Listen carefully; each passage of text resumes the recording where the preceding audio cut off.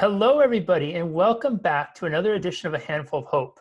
I am so happy and grateful to have Jackie with us today, who is a professional happyologist, #1 best-selling author of the book Get Happy and Create a Kick-Butt Life, motivational speaker, and Harvard-trained success coach. Jackie is known for her no-nonsense, science-based strategies that create life-changing impact for executives, business owners, and womenpreneurs. She's one of the most sought-after professional development consultants of 2020. Jackie is a trained psychotherapist who has been quoted in Yahoo Finance, Wall Street Journal, Daily Worth, Women's Magazine, and SHRM for her knowledge with helping clients overcome limiting beliefs, business obstacles, and forming success habits at work. In addition, Jackie's 20-plus years as an award-winning marketing executive has changed brands from 1 million to 2.3 billion for organizations such as Pfizer, Glaxo Smith-Kline, and Sanofi. I'm probably horribly butchered that name. Jackie is a certified leadership and success coach affiliated with Harvard University and Medical School. She paints her life canvas at the beach in South Carolina, and her mission is to inspire action. Jackie, welcome, and thank you so much for being here. Thank you for having me. This is a wonderful place to be, and I really am happy to share and help as many people as I can. Yeah, I'm so happy to have you here. And I have to ask first, so a happyologist, first of all, Yeah. that's my new favorite word. I've never seen that word before, and it just is so fun to say. What is a happyologist?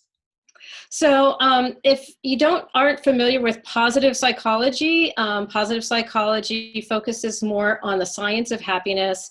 And I help people through the scientific ways in which to improve your happiness and focus on the upward spiral versus the downward spiral that the old paradigm of depression and taking medication as being the alternative or only way to really improve your level of happiness. And there are enormous ways to improve your level of happiness. In fact, it has been shown that happiness leads to your success, and happier people are actually healthier. They actually do fight off disease.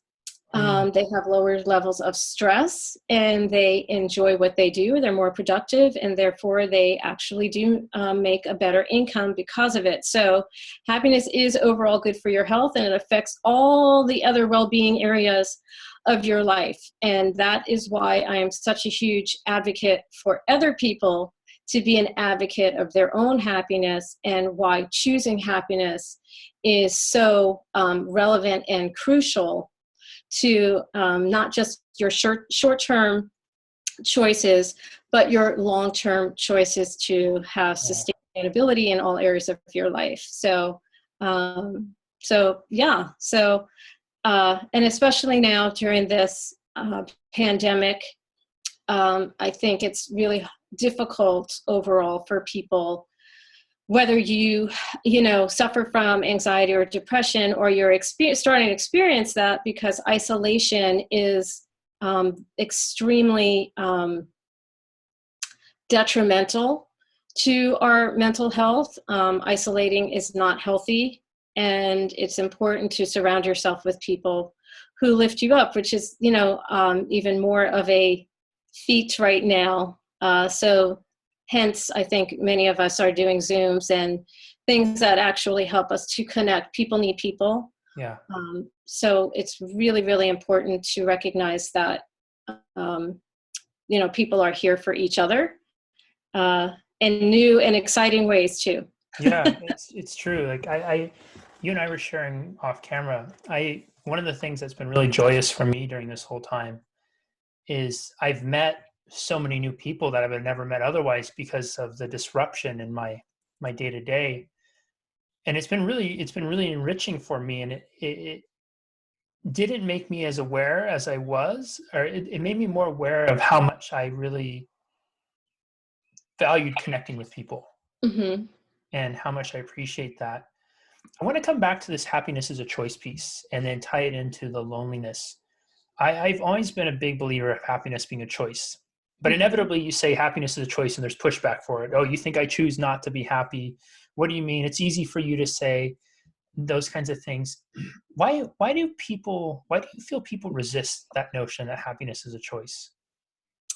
I think that's a really good question, because I don't know if anybody recognizes that we all have the ability to increase our level of happiness. We all have a happiness set point, and 40% of our ability is to choose if we want to be happy or not, and the ways in which you can improve happiness. The 40%. other 40%. Wow. So the other 60% is not by choice. It's you didn't have a choice to the family you were born into, or maybe the socioeconomic environment you were born into or exposed to. And so that lends to 60% of your level of happiness or well-being.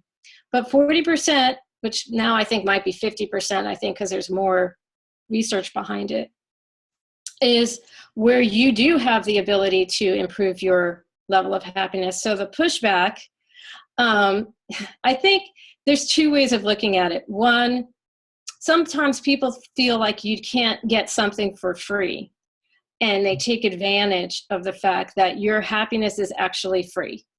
It doesn't cost you anything. Smiling doesn't cost you anything. Yeah. Increasing your levels of brain activity, like the feel-good oxytocin or endorphins that you can stimulate within your own body and mind, actually improve your level of happiness. And feeling good is a good thing.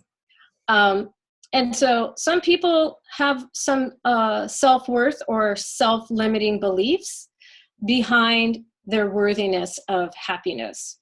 And I work a lot with people who also are more givers, and they overgive, they're overachievers, they are perhaps people pleasers and put their happiness on the back burner to the point where there's fatigue, burnout, feelings of unfulfillment, and depression.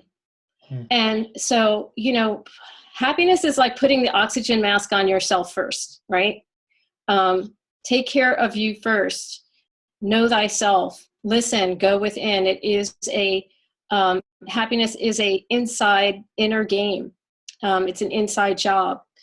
And to me, it's a practice. It's a lifestyle. And it's about becoming more aware of your feelings and recognizing them, and also recognizing that your feelings are fleeting, that your well-being is reinforced by feelings of fulfillment and joy, which actually is translated in our brains. So our entire body, from our head to our heart, all the way down to our feet, can be regulated based on your thoughts, and how you choose those thoughts can affect your feelings and your actions.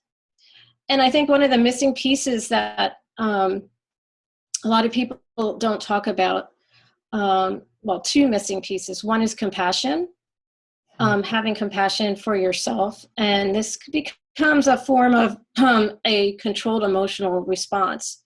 Having self-compassion or compassion toward others actually gets translated into positivity, which translates into kindness. And who doesn't want more kindness in the world right now? I think we're all learning the lessons and the blessings and the small ways in which kindness can touch the heart of people that right now is imaginable as opposed to unimaginable. And the increased awareness, it equates to starting each and every day with what you want to create as opposed to what's stopping you. And so oftentimes people are focusing on what they don't want as opposed to what they do want. And if you do want happiness and you do want certain things that are fulfilling in your life, then focus on them. Put your energy toward them. Focusing on what you don't want, because we do live in a world that is a lot of media, a lot of negativity, which our ego tends to attract. Our ego goes right to that like a magnet. And it is our job as individuals to be focusing more on what feels good to us, Mm. what feels positive and fulfilling to us. If that means you've got to turn off the TV and the news to go focus on what feels good and right for you, there's nothing wrong with that. That is the choice that you need to be making every single day, not just during a crisis. Yeah. Um, I'm wondering, Jackie, that 40, 50%, I want to just circle back to that real quick because I think that's so fascinating. So the devil's advocate is going to say, well, the 60%, 50% I can't control. Who were my parents? My parents beat me up. I was raised dirt poor, those types of things. mm-hmm. Is that fixed, or can that change based off of a perceptual shift we have? And I'll give you a quick example. Earlier today, I came across this little 1-minute clip, or maybe it's 2 minutes, of a guy who was probably the most beloved professional mixed martial arts fighter of all time. And he was doing an interview with Joe Rogan on Joe Rogan's podcast. And Mm-hmm. he was telling the story about a bully he ran into. And there's this bully that was 3 years older than him, always bigger than him, tougher than him, beat the ever living out of him, humiliated him as a kid. And he's driving his car as an adult now. He's the world champion, probably the most famous fighter in the world, arguably the best of all time. And he's driving and he sees this guy on the street. Oh, gosh. And he goes and he pulls over because there's this voice telling him pull over. And his friend is saying to him, what are you doing? Why are you stopping? He's like, I think I know that guy. So what are you doing over here? He goes up to the guy and sees him, and the guy kind of cowers because everybody knows who he is. He's a super famous person now. And this was the guy who used to torment him. And he says he goes up to the guy, and he had always had this kind of anger he carried around about what he would do if he ever crossed that guy again, this person who was his tormentor, his humiliator. And he said he saw him in that moment, and he looked at him and he said, man, what are you doing here? He said, when I was a kid, I wanted to be you. You're tall, you're big, you're a good looking guy. You have so much opportunity for you. And the guy's kind of like, well, I've had a hard time, down on my luck. And he reaches in his paw, pulls out the money he has. He says like $100 and some, all the money, gives it to him and says, get out of here, give yourself a shot. He says about a month later, the guy comes by his father's house, the childhood home he grew up in, and was asking if he was there, and said, I just wanted to tell him thank you because he took the time to stop and say this. I got a job, I've gotten sober, whatever it was. He completely changed my life.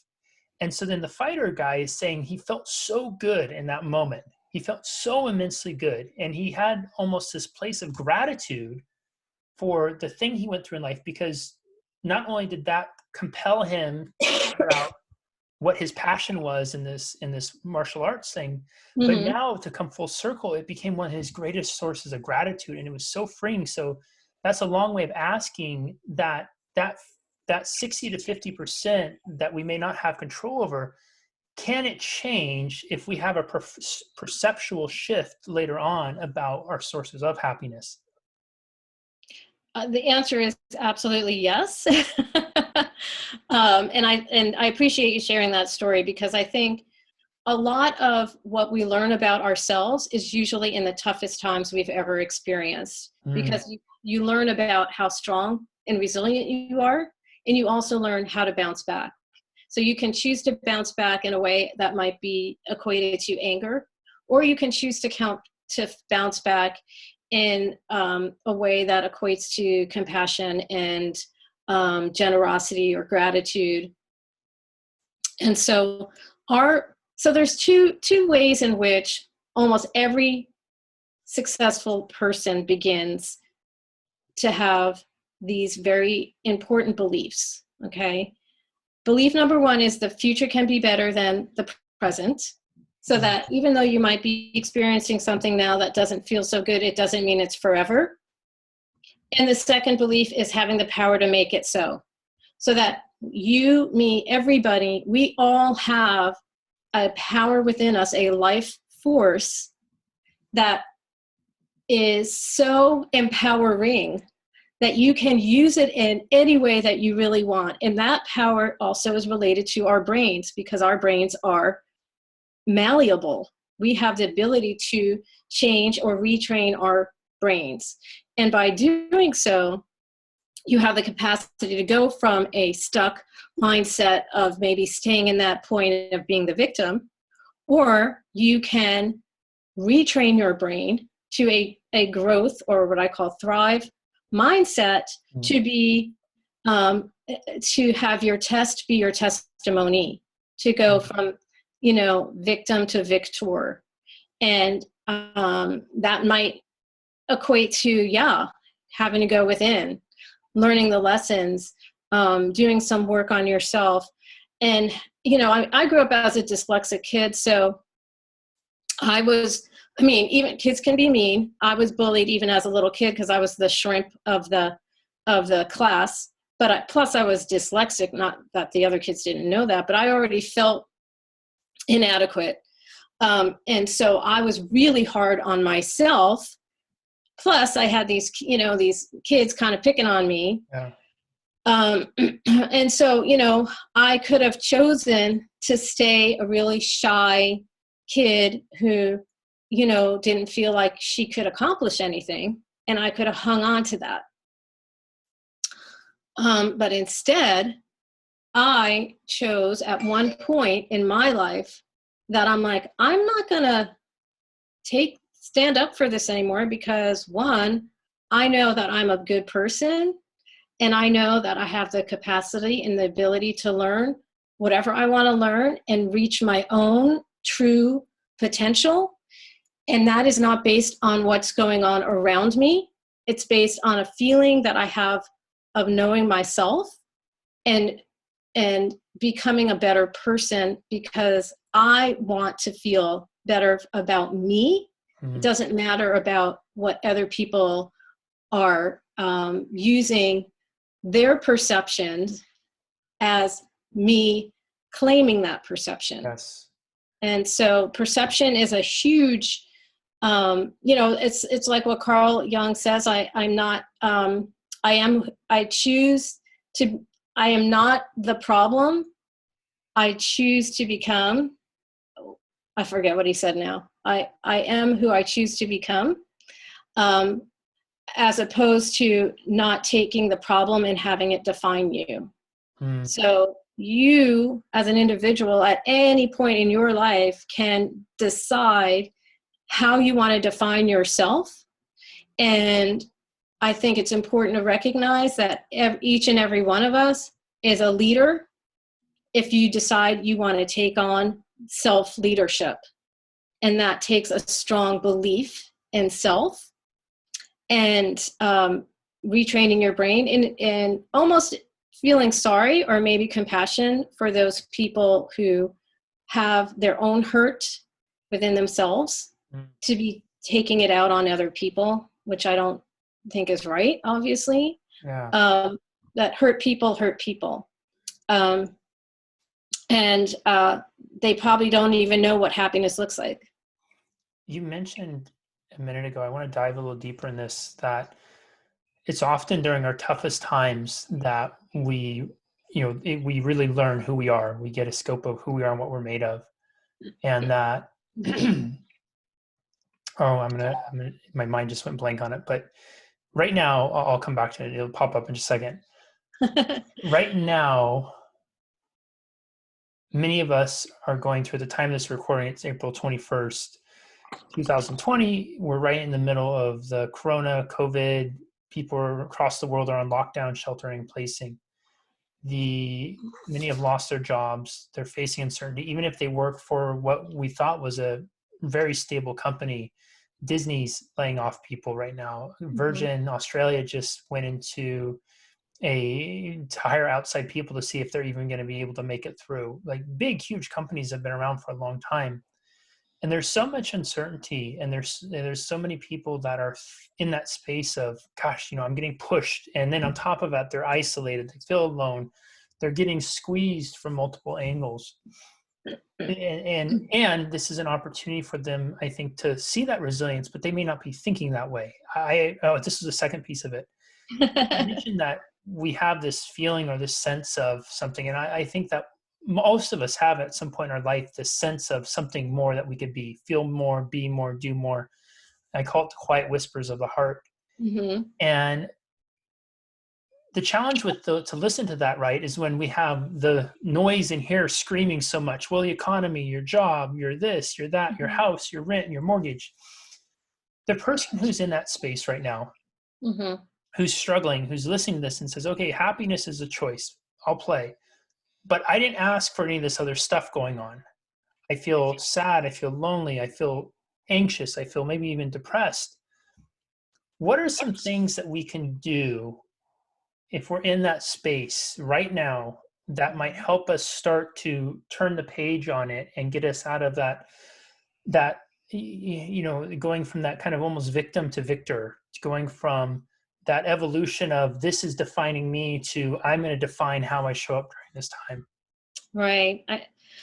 Well, that's a really good question. And I think that any kind of rude awakening that you are experiencing is an opportunity. And I'm sure a lot of people have heard, during the most difficult times is when opportunity blossoms, but it's actually true. Even Shakespeare, who went through 2 plagues, I think one plague lasted 14 months, and people had to self-isolate, quarantine themselves. And that's when he wrote Romeo and Juliet. That's when he wrote Macbeth. That's when his creativity and imagination and true purpose started to flow.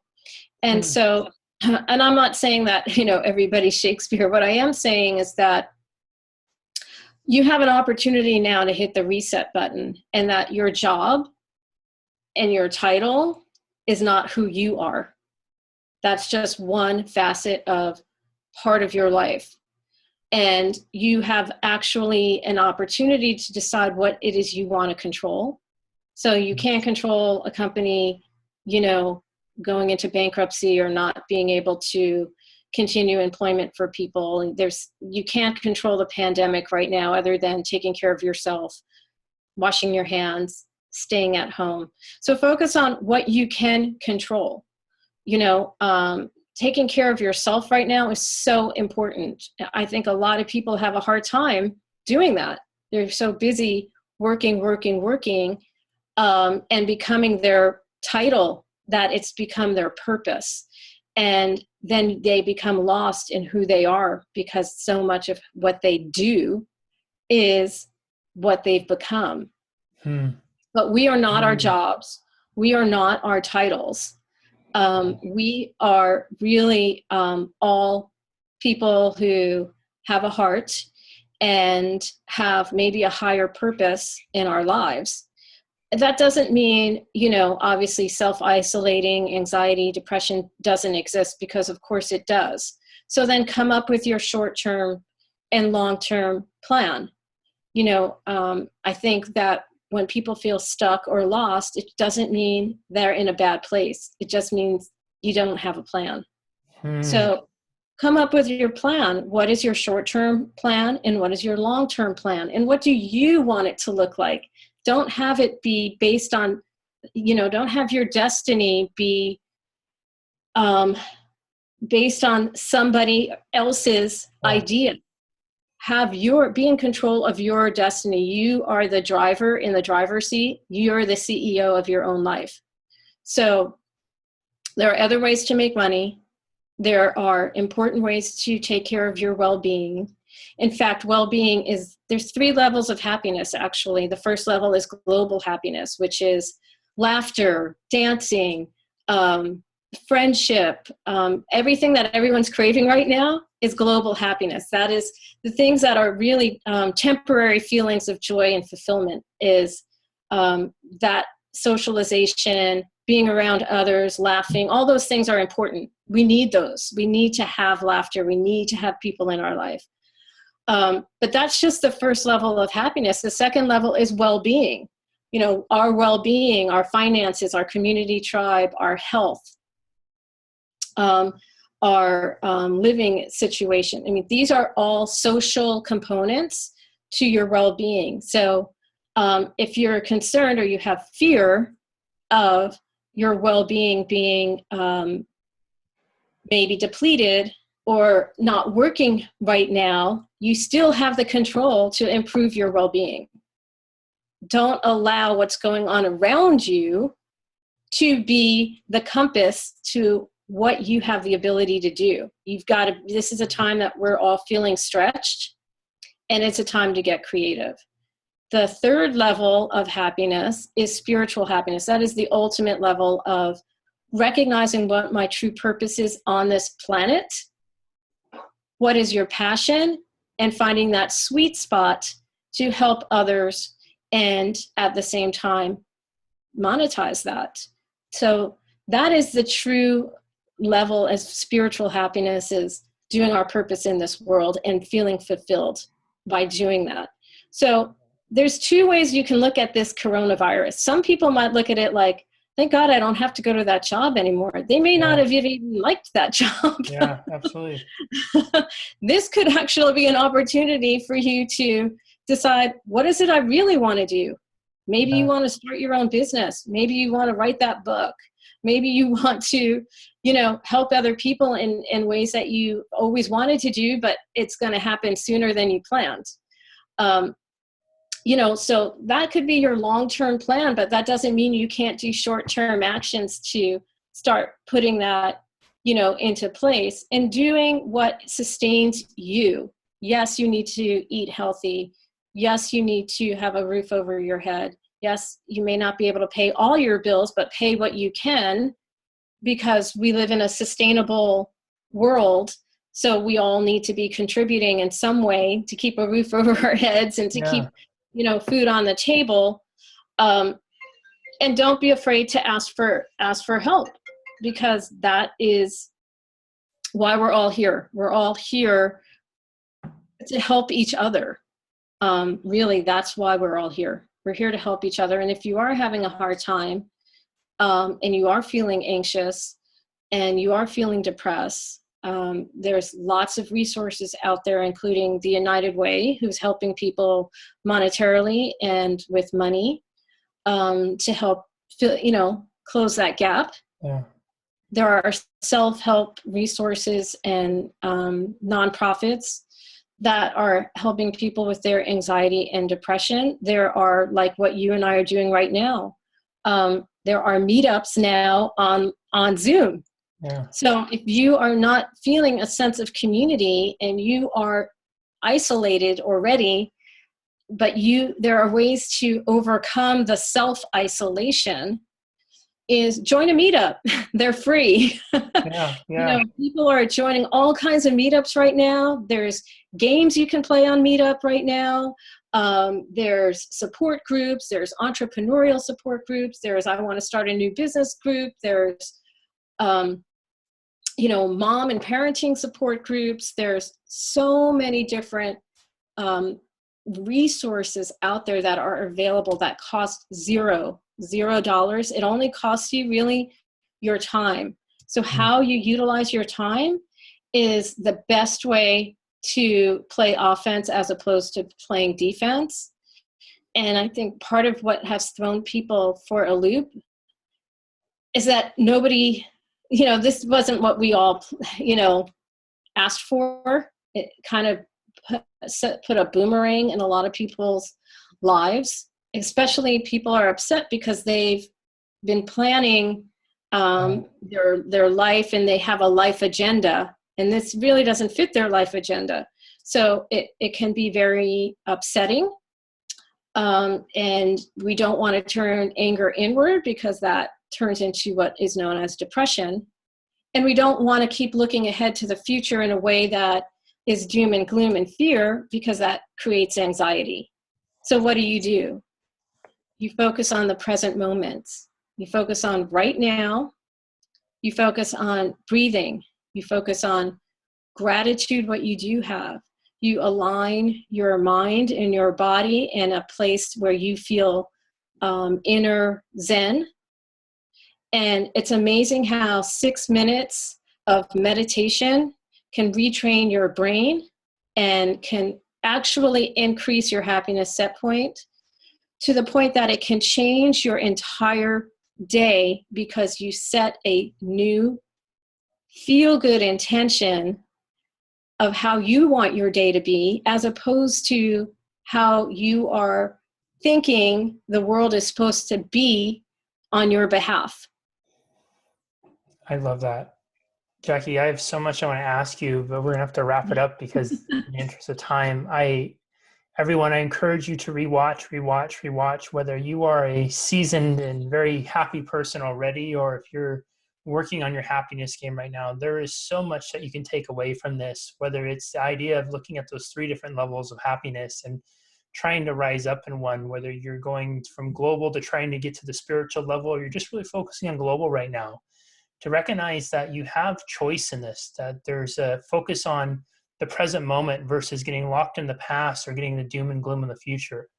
I love the notion of Shakespeare, writing Romeo and Juliet during the Great Plague in the 1600s, or I think it was the 1600s. And imagine being your own Shakespeare, channeling your inner Shakespeare, whether you had Shakespearean nightmares during high school literature class or not. You can appreciate the breadth of the legacy of his work that's lasted over 400 years now at this point. Yeah. Imagine that, something that has had that level of legacy that's created during the darkest and the most desperate of times, at a time when there wasn't technology, there wasn't even electricity or Wi-Fi or any of those types of things. Yeah. And if Shakespeare could do that, perhaps you can ask yourself, what could you do?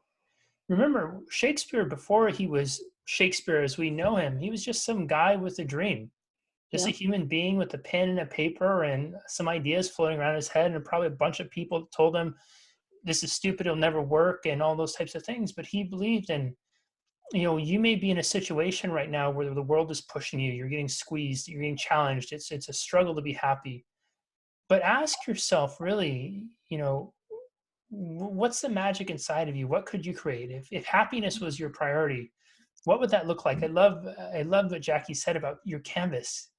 Ask yourself what canvas you would like to paint today, and choose it intentionally. Don't let life choose it for you. Choose it yourself. Jackie, this has been absolutely incredible. I thank you so much for sharing with us today, for being a part, for sharing your magic, your gift. This was absolutely incredible. Thank you. You're welcome. Namaste. Yeah. Stay healthy. We'll see you next time, everybody, in another edition of A Handful of Hope. Bye-bye.